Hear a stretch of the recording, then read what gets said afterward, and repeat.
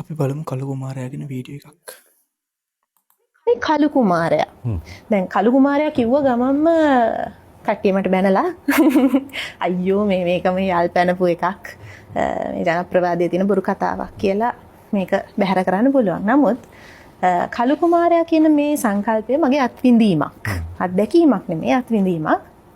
ඒ නිසාම මම මේක ගැන සෑහෙන හෙව්වා. ඉතින් දැන් ඕක ගැන හොය ඉන්නකොට මම කැලණි විශ්වවිද්‍යාලයේ මගේ ශාස්ත්‍රපති විභාගයේ වැඩකට මට හම්බෙනවා ජයන්ත චන්ද්‍රසිරි මහත්තයා.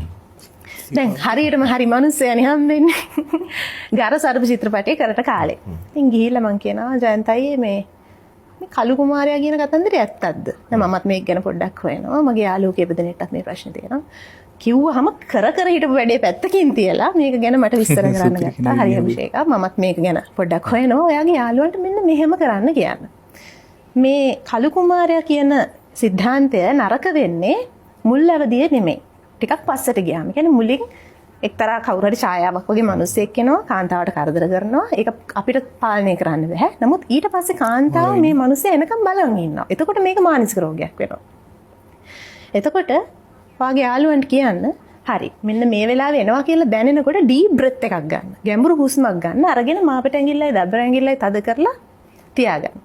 එතකොට වෙන්නේ ඔළුවට මොළයට යන රුධිර ගමන රුධිරේ ප්‍රමාණය වැඩි වෙනවා.